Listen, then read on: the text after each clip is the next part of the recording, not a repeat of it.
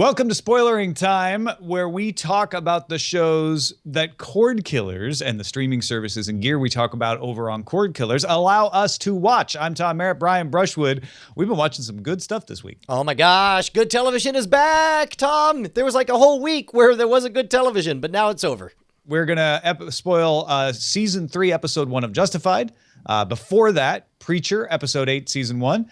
Before that, Episodes 1 and 2 of Mr. Robot, because they aired as parts 1 and 2, although last week we talked about part 1 because it came out early on YouTube or on Twitter. And then Stranger Things. I only got to see the first episode. Brian saw the first 2, so we'll probably limit it mostly to just the premiere of that Netflix show. But let's start with the movie draft. Yeah.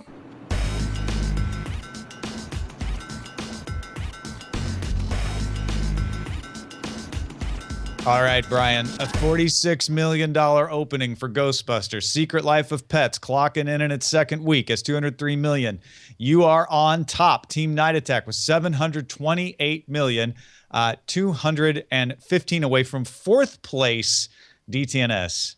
How do you feel? 214 lead, and whatever we get this week, there's a chance we'll continue to make some decent money afterwards, but at that point, you come nipping at our heels with, is it Star Trek Beyond comes out this week? Star Trek Beyond comes out July 22nd, correct. Along with Ice Age Collision Course, we have Concern's last movie. Or no, second to last movie. They actually have Jason Bourne as well, which should do well for them. Yeah. And then Suicide Squad is DTNS's last movie and the last movie of the summer movie draft. Okay, so it really comes down to Suicide Squad, right? Because Star Trek kind of does. Secret Life of Pets did $203 million, though, and it's probably going to keep going up to close to $250, don't you think? Yeah, I think it might even do more than that because it's a new property. It's sticky, and of course from the same studio that did Minions, and Minions made all the money on the planet.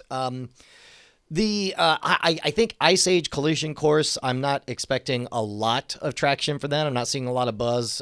Secret Life of Pets, we saw so many marketing crossovers leading up to, so it makes sense that I don't think you'll be threatened by Ice Age at all. Correct. So Ghostbusters is the big surprise. Ghostbusters did so poorly that we may be in trouble. If we lose, it will be you can point to Ghostbusters underperforming just by 50 million for 40 million. Here's the interesting things. Ghostbusters had a lot of hate from its trailers. A lot of people were skeptical that it was any good at all. And so a lot of people stayed away, even with the critics' reviews coming out late saying, no, it's actually all right. Will it get a bigger second week than it would have as people go, oh, wait a minute. Okay. I'm really not that interested in Star Trek Beyond. Maybe I'll see Ghostbusters. That's a delightful, delightful fantasy, but unfortunately, that doesn't seem to be the way Hollywood works. If Suicide Squad were coming out this week, I'd say Ghostbusters is toast. Star Trek Beyond has just as many questions about it, though. Yeah, Star Trek Beyond. But here's the biggest thing: is Ghostbusters now has a disappointing open hard track record across the country.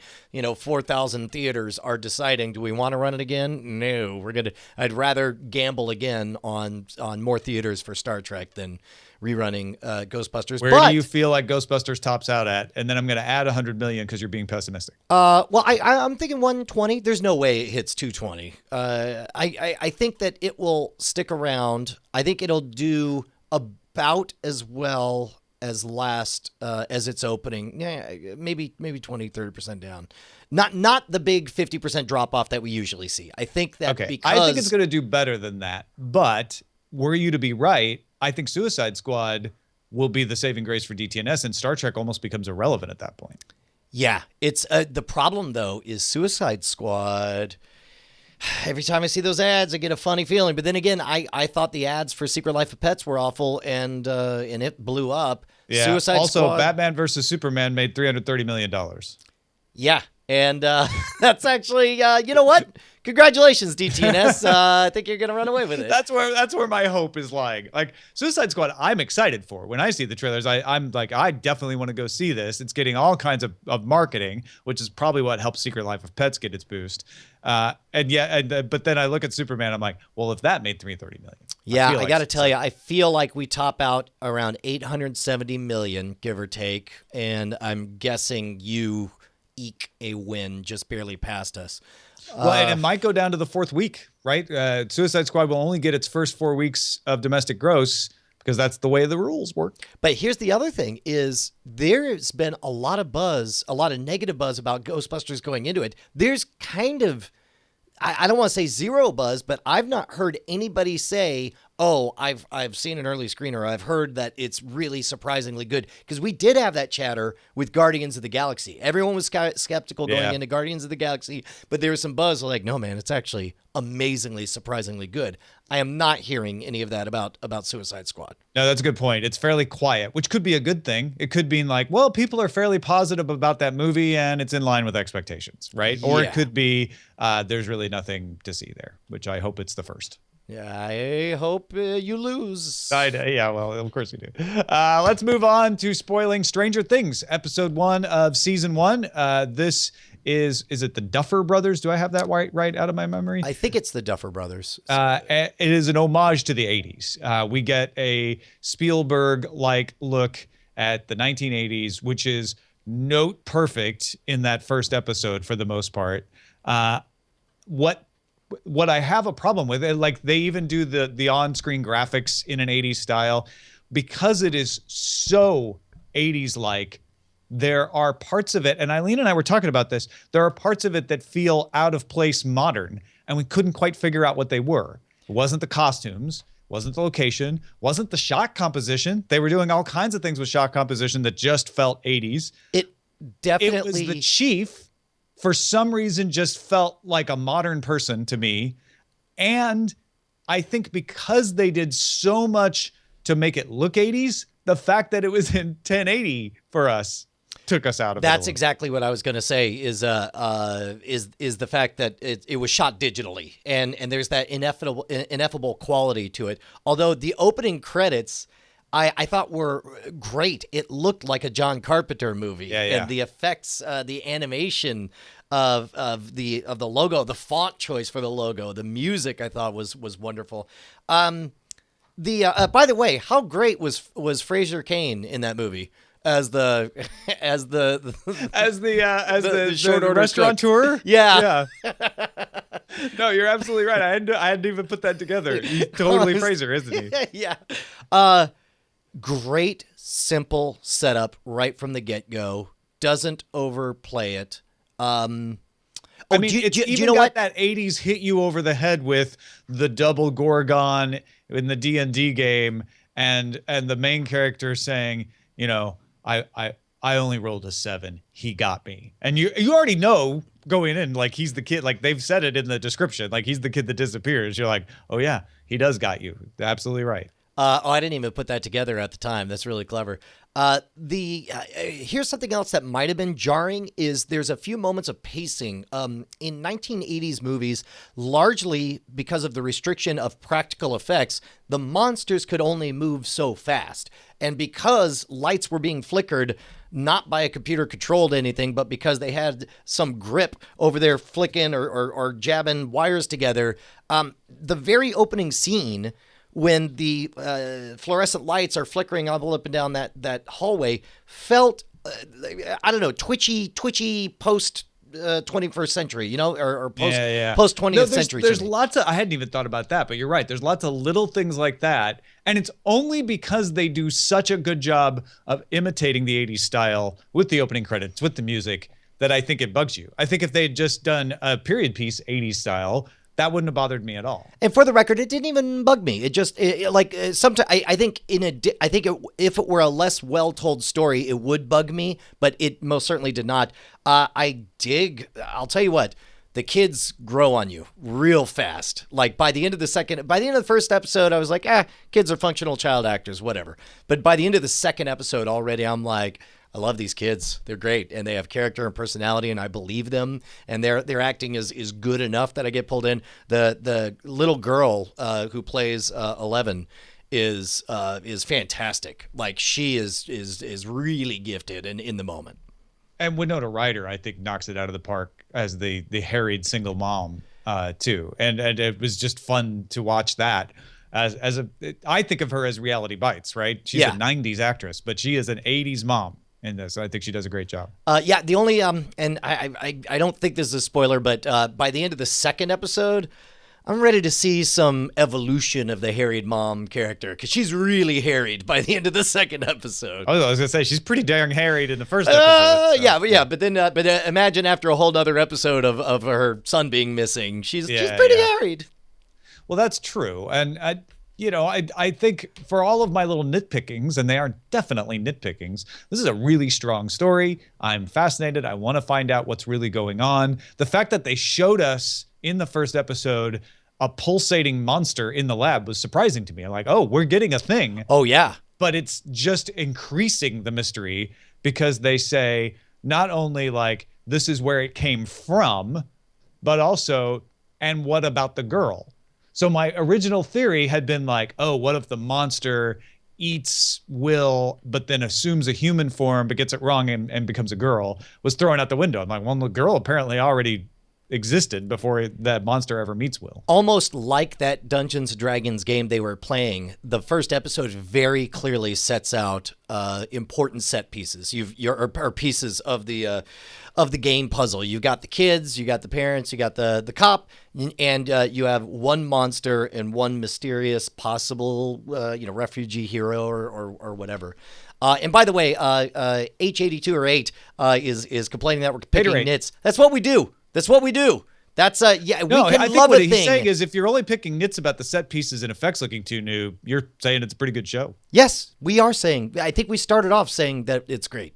Yeah, absolutely. Let's get on to Mr. Robot, episodes 1 and 2. They're parts 1 and 2 of the premiere episode. It's always confusing when they do that and keep them as separate episode numbers, which they did. But we also watched the first half of this leaked on Twitter, and now we've put it all together. I just fast forwarded to the part in the middle that was the part that I hadn't seen yet when it starts part 2 after the intermission. And I don't have a whole lot to say, honestly, because it just kept the momentum up from the first part. We definitely get that guy from The Office and Hot Tub Time Machine showing up, which made me go, oh, well, this is good. He does a great job, though. And he adds an element of mystery. Who is this guy? Why does he want to get in touch with Elliot? And we get our first blackout where Mr. Robot seems to take control. Am I missing any other significant? Oh, yeah, no. There were 3 very important moments that I absolutely dug. They were truly electric in the second half, starting with the murder of Gideon. That was an amazing moment that had more punch than I expected. It was one of those things, like, I didn't realize how much I liked Gideon as a character until he that was moment. Gone. You don't appreciate him until they're gone. That's true. Oh, Mr. Robot, the lessons you teach. The other thing, I loved the opening set piece of what they wanted them to do with the money. Makes sense that it's only $6 million of ransomware, because they're getting $100 million of publicity by forcing one of the CEOs to wear, or one of the top brass to wear a F Society mask and burn the freaking money. That was amazing. Well, and it is vengeful, right? It's saying this isn't about us being greedy like you. You can understand that. Yeah. We are not like you. We're about erasing you. And so by getting you to bring us this money and burning it, we're taking it out of the system. You don't even have it anymore. Nobody has it. Yeah. The last element is what's his childhood friend? The blonde pouty lips. Oh, shoot. What is her name? Angela. Seeing Angela fully embrace it was a little rough seeing somebody who had a reason to hate Evil Corp more than just about anyone suddenly decide to start working for Evil Corp, and it still is kind of like a bitter pill that I'm having to swallow. But I think that's by design. I think you're supposed to, and I think that's why when the Antara, is that her name, the lawyer, comes to meet her, that's you meeting with her, like she's your proxy. Yes. Going, why are you doing this, Angela? This doesn't make any sense. Yes. But having said that, seeing her embrace the role, and like that moment that she's negotiating, saying, no, we will not discuss the on-screen suicide. We will not discuss this. I'm either going to give it to Bloomberg or you're going to take it, blah, blah, blah, blah, blah. Seeing all that was pretty good. And I am increasingly fascinated by Tyrell's girlfriend. Did you notice that as Angela, I think, was checking out? No. Maybe it was somebody else. was checking out from a grocery store, there is a tabloid In Touch magazine, and out of the corner of your eye, you would totally think it's Angelina Jolie on the cover, but it's not. It says Tyrell or Willick's girlfriend's hot new fashion or whatever. Oh, Joe, it's a picture of Joanna. I didn't catch that. Yeah. Which her whole thing, and the fact that Tyrell's out of the picture for all of 20 minutes and she's already banging some other dude and trying to teach him the S&M games and how to play them correctly and admonishing him, saying you're ruining it again. I believe all of it. I buy all of it. I'm in all of it. It's great. Well, and it's a good twisted Mr. Robot technique to say, like, yes, when you're in protective custody, they have to bring you your perks. They have to set you up with a television and order takeout food and bring you the boyfriend sex toy to dominate and send him on his way. Yeah. You know what's funny is I didn't even think about that as protective custody. I totally just assumed it was. So I don't know exactly what to call it. You're right. I just figured that those were her hired guards, and this was they have money. I assume. Yeah, so, yeah. And I don't get that he in any way is really meant to replace Tyrell Wellick. It's just a fill-in. Yeah. Two other elements that again, man, I love the fact that they're unabashedly going back to the Fight Club where it's like now they got that church group that he goes to that just feels like all of the support groups that the narrator in Fight Club did, and then even that snap at the end when he has his lost time. And he's in this house, and it sounds like it's Tyrell on the phone, but for all we know, like that's their Paper Street or soap company house. This dilapidated house on there. I don't know. I can't wait to see where they go with all this. Yeah, no, I think it's off to a really strong start. Let's move on to Preacher, episode 8 of season 1, which is a battle episode. You've got the meat and power guy coming at him with the folks dressed up like Civil War heroes. And you got the preacher showing his badass side from before, where he can take on, several dozen men all at one and take all their guns. But most significantly, I was surprised is that we see Genesis pulled out of the preacher, and then Genesis bust out of its coffee can and go back into the preacher. Because when they pulled him out, I was like, well, wait a minute, where are we going with this? Because I thought the whole deal was preacher gets to carry Genesis wherever he goes. And yes, he still does. Well, but it's different now, right? Before, it was not his, and he was stealing, and it changed his motivations to where he was a selfish individual by refusing to give to the angels this abomination that they say needs to be put in a can. Now he's done that. He's done the quote-unquote right thing. He's given himself up, says, I just want to get Eugene back from hell. And yet, despite that, now has Genesis back in, which changes the rules about what it means when he uses the power and the rules about what it means to hold him. There's some great answers that we got. It was confusing whether or not in Odin, what's his name, his actions did not make sense. With the rules we were given is that this power actually causes people to do whatever you ask him. How is it that he's not able to serve God is able to be as evil as he is? To get that answer of like, oh no, he's broken after losing his whole family. And he does believe in God, just this God of meat that he's made up. Well, yeah, exactly. Like that. Suddenly I was like, oh, it doesn't wear off.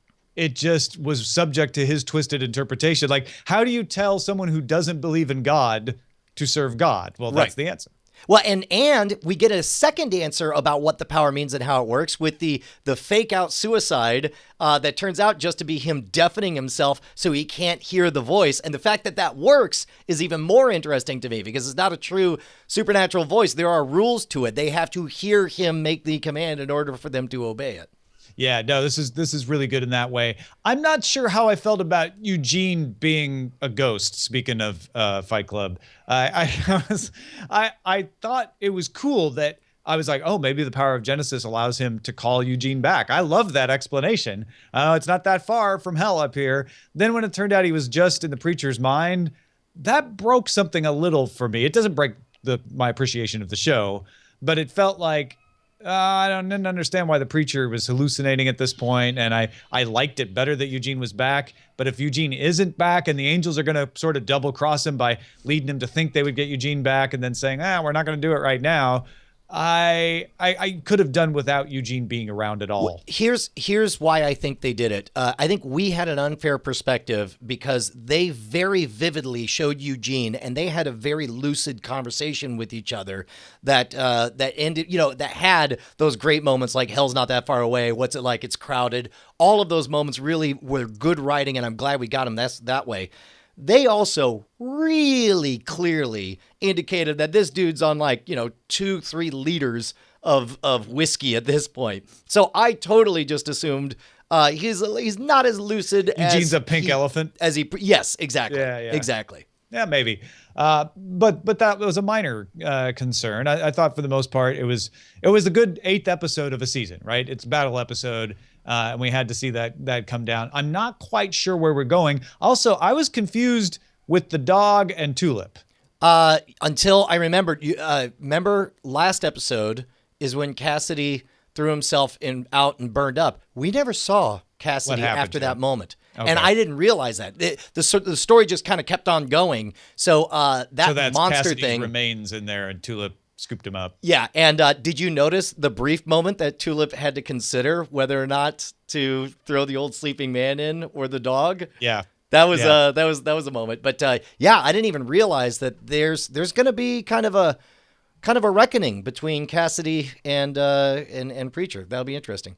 Yeah, no, there's lots of interesting stuff set up yet to come. Also, Preacher signed over the church, right? Yeah, I assume he could still tear apart the contract or whatever, but I do think so. This is the other clever thing. They have set up very specific rules about what Genesis could do. We got a lot of answers this episode, and they immediately paid off by this weird gamble because we know people have to hear. We know that it works. It's not just a fluke, and it works on everyone. And we know that Odin accuses God of not listening. So really, this is a full-on, straight-up, by the rules set up. He has to call God down, and if God is listening, he has to show up. And now, of course, okay, yeah, and I'm all with you there, but explain to me why he got taken away in the sheriff's car at the end. Like, he signed the paper, we saw that, and then he said, I'll make you another bet, and Kincannon kind of says, well, why would I do that? But he never agrees or disagrees. And then at the end, Preacher's hauled away in the car, so I'm like, well, did Kincannon just say no then? Even if he did, he said what he said was by saying that to Kincannon, he said, tell everyone, word's going to get out, right? So we assume, and, he's going to be in jail or whatever. Let's say he gets in jail and no one wants to let him out. He's obviously not worried. He could just ask pretty please to be let out and do his thing. Yeah, I don't know. I think this is the best thing. I don't know. I have no idea, and I can't wait to find out. No, I can't either. Let's finish up with Justified, episode 1 of season 3, wherein Raylan has recovered, or at the very beginning, he's still recovering, but we jump pretty quick to 3 weeks later. He's recovered from his shotgun wound, but he is not able to fully operate his gun, which is Raylan's whole calling card. It's his whole reason for being, is his ability to shoot. So he's relegated to desk duty, but of course, nothing keeps Raylan Givens out of the field. So he gets dragged into this new nemesis which brings, I want to say Winn-Dixie. What's the guy's name? Oh, I don't know. Ice Pick McGee. I forget. Well, no, not the Ice Pick guy. That his name is well, I can't remember his name either. But I can't remember anybody's name. No, the guy from season 2, who was holding it over Winona's husband. Winn Duffy. Yeah, Duffy. As a matter of fact, there was a brief moment when they go to Duffy's trailer, and they don't really show where that trailer is located, but you could tell it's an urban location. I totally paused it, totally looked, and it was totally just down the street from where we shot Hacking the System. Like it's in that block right next to Patty's Pub. Oh yeah, no, I drove down that block Sunday afternoon because I went to this like farmers market type thing in downtown LA. Oh, that's awesome. So it did take me. I was like, oh yeah, I was just there. But yeah, so you get Winn Duffy back in the game, but you also get introduced to who is most likely the new big bad for this episode. The guy who's the fastest gun, right? He can always grab the gun, so he's willing to play this little game with people because he knows he can never be outdrawn. And of course, even knowing that Raylan was going to win this game against the gunfighter, I definitely was curious how he was going to do it, and pulling the sheet, because you're like, Raylan is hurt. He is not going to be able to move as fast. Pulling the sheet was brilliant. It shows that there's more sides to Raylan Givens than just speed. And in that moment too, it occurred to me like, oh, no. He knows that the guy got stabbed in the hand with the ice pick, so he probably knows his move. Yeah, but he knew what was going to happen. You're right. Right, but I thought that was a really clever workaround. It was good payoff right there. Also, a great payoff is the whole like, man, Boyd really flew off the handle and beat the hell out of Raylan. I wonder why he did that. And then at the end, you see him walking and eyeing Dickie, and you're like, oh, right. Because the whole reason he flew off the handle was that Dickie got taken away from him. So where would he want to go after he gets his revenge on Raylan for that? After Dickie. Well, and to be honest, I don't even think Boyd really cared. I mean, wasn't even mad at Raylan. I think that was all window dressing. I think he was like, well, I got to take care of Dickie. I know where Dickie is. I'm going to go to that county. I call it a beneficial side benefit. I think he is mad. He's not incensed. He wouldn't have done that if he didn't have to get at Dickie. Right. But he's like, well, if this is my path, I'll probably enjoy it a little because I am mad at Raylan for not bringing Dickie back to me. That was rude. Yeah. It's Fletcher the Ice Pick Nix, by the way. The stickiest of names, so to speak. Stick. Also, seeing Ava just really caught into her role as the queen, and just like not. I mean, I saw a little Cersei Lannister in her when she just beat the crap out of Devil. Yeah, well, and I was like, why is she cooking them dinner? I'm like, well, I guess she can be a little domestic sometimes. We've seen that here and there, but why would she do it for these two? And then that it becomes very clear later that it is to soften them up for the blow, literally. Yeah. It was great. Enjoy it a lot. Continuing to fall into it. It's getting harder and harder to only watch one episode a week. Yeah, I don't know what our plot is yet, though. I know it has to do with Wynn Duffy, and I know it has to do with the guy who is also the big bad last season of Arrow, which he's great as a bad guy because he's so smiley. Yeah, you talking about Blondie? Yeah. What? Shoot, why did I even close? I closed the IMDb page before I was ready. But yeah, the blonde guy, like he is obviously going to be our nemesis. But we still have lots of questions about him and why he's there and what he's doing. So I am looking forward to learning more about him. Yeah, I don't know. Oh, I did enjoy a little bit of the role reversal where when I forget the name of Raylan's coworker who was assigned to babysit him once and he kept giving him the slip. And then now the roles are reversed and coworkers all like, come on, man, you don't want to be behind this. He's like, no, I'm not allowed to. He's like, all right, well, here, we'll pretend this. And I'm going to put you in that position. You're going to do real police work in violation of the rules. Yeah, it's good stuff. That's Tim, right? Tim Gutterson. Yeah. According to IMDb. I can't find the blonde guy. I don't know why he's not listed here. His name's Hodor. Oh, Robert Quarles. I don't think we ever actually heard that name. No, we don't know his name. So there you go. All right. Thanks, everybody, for letting us spoil you, and we will spoil you again next time.